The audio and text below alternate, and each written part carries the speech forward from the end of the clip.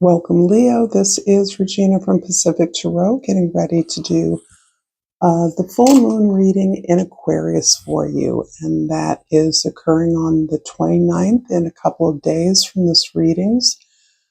It is, of course, as a full moon, the sun and moon are opposing one another, but also of significance is another opposition, Pluto in Aquarius opposing Jupiter in Leo. And I'll talk about that a little bit as we get into the reading and I integrate it, hopefully, into the reading for you. So, starting with a couple of oracle cards, and from the Crystal Spirit Oracle, I pulled Lapis Lazuli, and I have a particular affinity for this gem.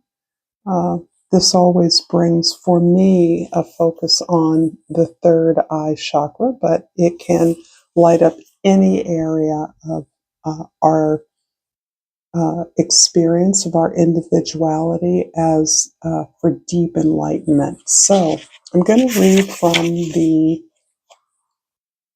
Crystal Spirit Guidebook about Lapis Lazuli, and its keywords are spiritual truth, enlightenment, and meditation. What you seek is here. If you push aside the distractions and fears created by your ego and become silent, tune in to the source of all love, strength, and wisdom. You can gain whatever you need that's hidden from you when your mind is in a non-ordinary state of thinking. That would be meditation, as an example, and perceiving. You've achieved this through meditation and prayer, recognition, reconnect with the conscious universe. That's the message of this crystal. You are overdue for a renewal of your spiritual enlightenment. You always have access to this universe through the channel of your authentic self. Enlightenment comes when you go within and open to the light that is all around you and within you. Epiphanies abound once you quiet your chattering mind and tune in to the higher mind, where ideas beyond your current grasp flow easily, ready for you to access them. So this really is focusing on a practice which I think is enormously useful at this time. The opposition I mentioned, Pluto in Aquarius, is featuring in the area of significant relationships for you. So, and its opposition, Jupiter in Leo, is focusing on the area of self, your mindset, your perspective, of the way that you are setting your intentions. These are such personal areas of life that it can be difficult to gain the focus that is necessary to find the power and to allow ourselves to release the fears and burdens of the past. For the wild unknown archetype, I pulled the flame for you. And for Leo, this is obviously very important as you are the sun and akin to all things fire as a fire sign. So reading from the guidebook, in Sanskrit, the word for fire is Ajni. The ancient yogis saw this flame at the center of the abdomen and believed it to be responsible for our vitality. When it's lit, we're connected to our purpose and sense that life is a sacred gift. It's said that those who cannot see the sacred around them have let their inner flame go out. Think of this card as a call to reunite that fire, to cup your hands gently around those things you've forgotten and protect the flame no matter how harshly the winds around you blow. It could be an inner archetype. The poet, the mystic, or the shaman would call to you with the language of the flame. And I'm pretty sure that the Leos I'm speaking to here today are well aware of this energy, this pull towards the mystical, the higher mind, the cosmic consciousness that is being made available to you, which you access explicitly through your attention to creative products, to poetry, to music, to visions, beautiful visions, um, and that you are seeking this call in your cultural experiences as a reinforcement, as a relighting the flame of clarity, of enlightenment, something despite your external experiences that is calling you in this moment. And it's really informing not only the way that you see others, potential soul bonds, and that includes, of course, all of our connections with important people to us, our children, our friends, our family members, our spouses, our lovers. This is something that is uh, causing or encouraging changes in the way that you see yourself within relationships and outside of them. So, in the present for you is the Judgment card. Feels as though you are awakening up a creative spark within you. For many of you, you are clearly talented. You have the talent to draw positive, loving attention toward yourself. Uh, a knowledge that your smile, your joy lights up the joy of others. And this is something that you are reawakening to in terms of its source within you, what your actions, what your gifts encourage that really stokes this flame and puts you in a zone of creative play and joy. And I think that this is important because you're sorting out what you desire in your relationships that is a match for the way in which you've grown over time. And I think there's can have been a way that you might have idealized relationships as you had idealized your own very contagious energy in the past, but you're recognizing that. You're stepping back from the ego of that, and you're understanding that you're less concerned with what others expect of you and more tuned in to the possibilities that you're now experiencing.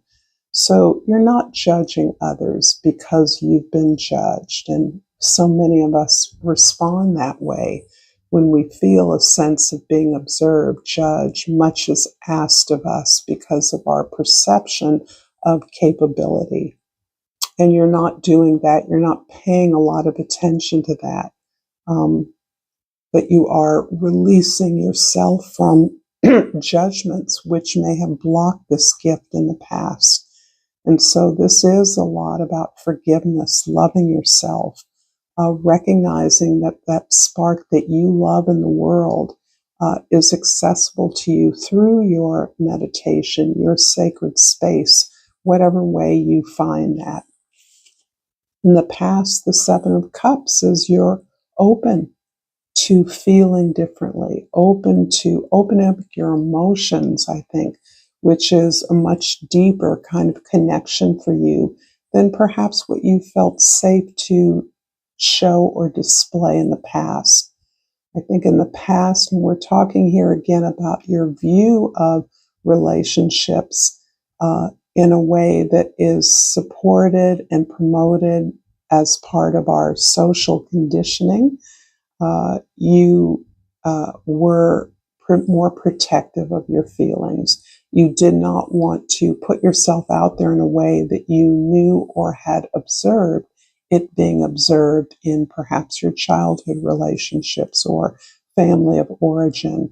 But you're now truly open as you gain this measure of security within yourself, that you understand now what is at risk and that you are opening up with reason. You're opening up with evidence. So you are allowing others to show you who they are before you make assumptions about who they are. And that opens you up in a deeper way to real collaborative or co-creative energy with others. And that includes how you define your relationships. In the future, the Four of Staffs, a direct line here, how you are defining your relationships, how you are redefining home. And that moves along in the same thread as this way in which you now see relationship as something that is actively built, agreed to, constructed by those involved.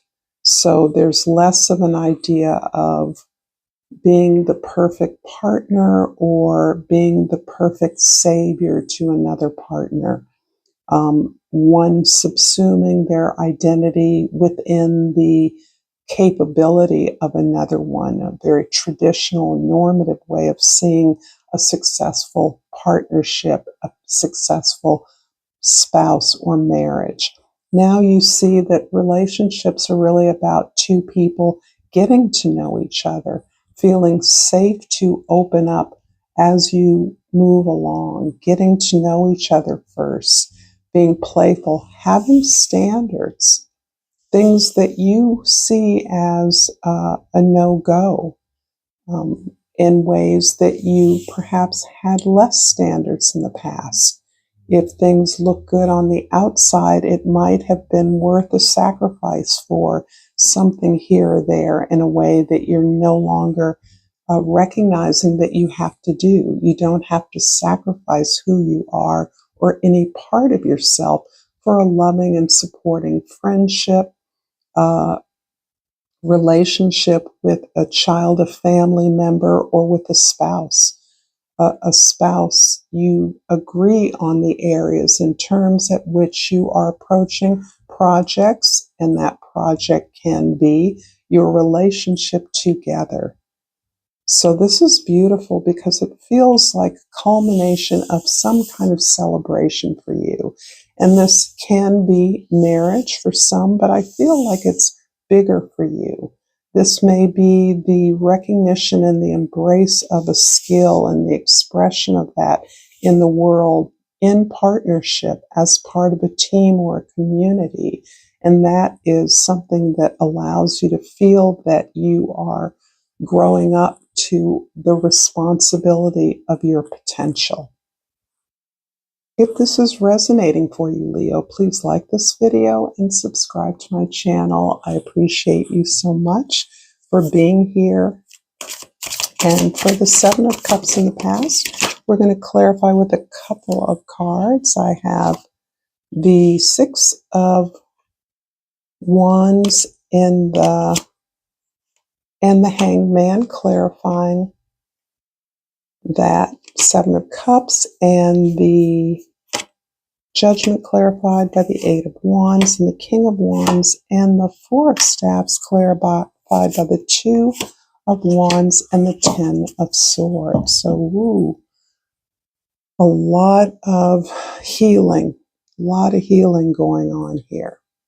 So in the past, this opening up has been a really vital part of the way that you are redefining who you are. And you have begun to have collective or community or familial successes with opening up to true emotional vulnerability.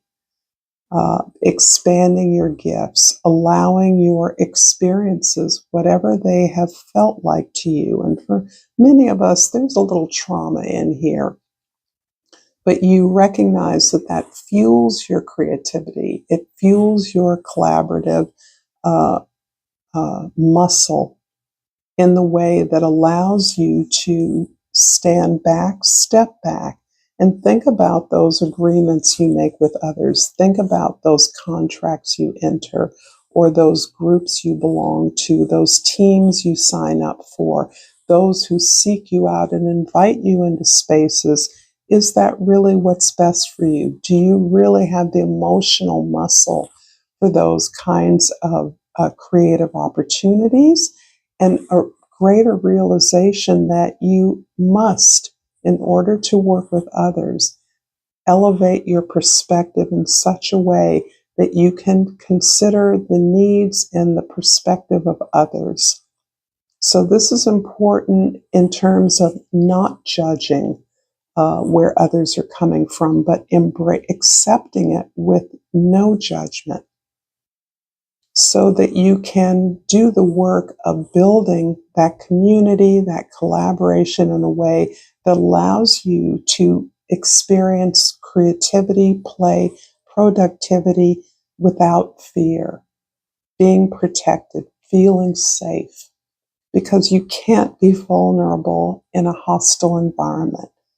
And this shows that you're creating a team, you're creating colleagues, those that share your values and are willing to work through those areas of difference in order to collectively come together to produce something that moves or that strikes your spiritual values, your creative values.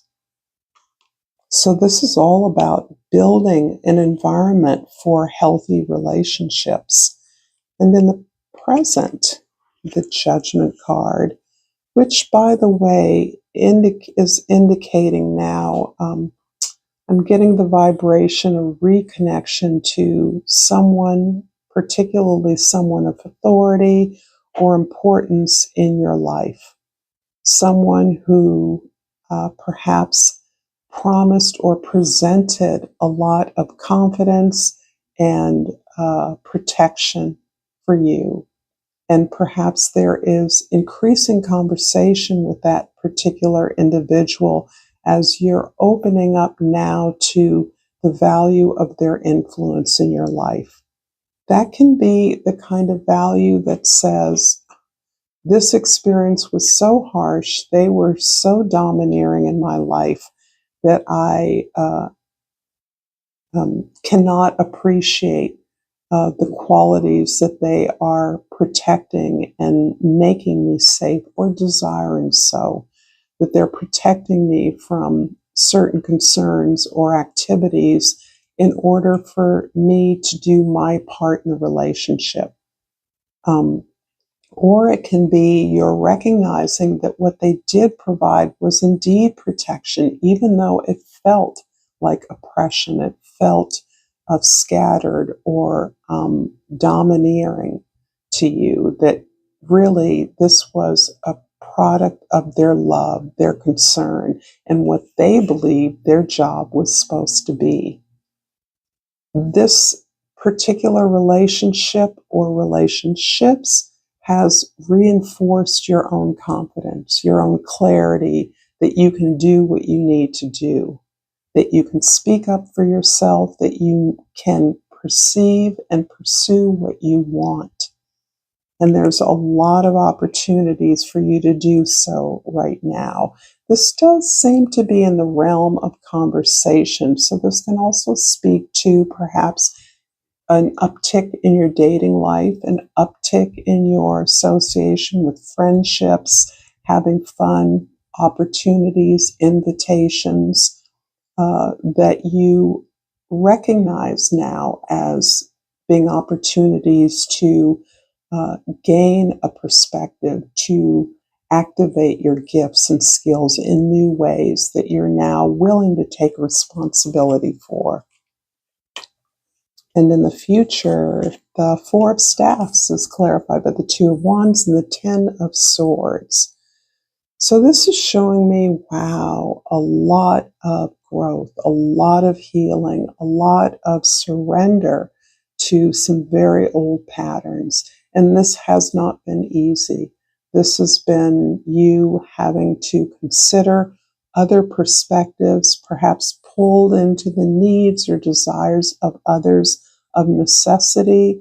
You are being forced to come to terms with someone that you believed, at least at some time, was opposing you, was oppositional to you. So this can be a former partner, a former spouse who at least wants to come together to make an apology, to settle resources in a more equitable way, who wants to salvage what worked so that others can benefit from the relationship. Particularly, this looks like children co-parenting, but it means in order to even be an effective co-parent, you've had to let go of a former role you inhabited. Perhaps that former role was where you played it safe.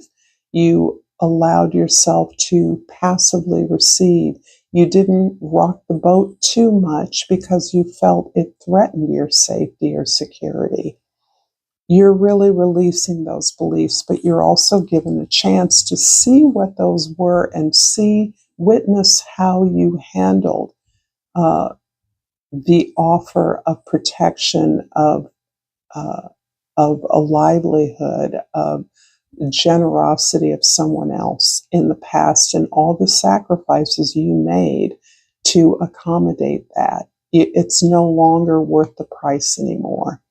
You're not getting enough from that to put yourself aside. And instead, I believe this former connection or person in your life are really working out the details and the opportunities that exist to be productive. And that doesn't necessarily, I'm not feeling like this is a get back together um, reading, but for some of you it may be. That is one of the possibilities that's open to you if you feel that you and another have done sufficient change and have gained clarity about what is available to you that you couldn't appreciate in the past. And finishing the reading with botanical inspiration, and I'm pulling out the sacred lotus. And the key word is enlightenment. No mud, no lotus. This is beautiful because it's also telling the story that your perhaps relationship experiences in the past have been very murky, very unclear, very clouded, a lot of impulsive, misaligned energy, perhaps a lot of impulsive choices that led to further bad decisions. Out of that, and an acceptance of that, the ability to develop into this, what is called the 1,000-petaled flower of the lotus. So the aspects that you are experiencing of yourself are unending. They continue to unfold, and they are definitely encouraged through your ability to hold sacred space for yourself in whatever means that's possible for you. So thank you, Lotus, Leo, not Lotus, but maybe Lotus, for this lovely reading. Until next time, namaste.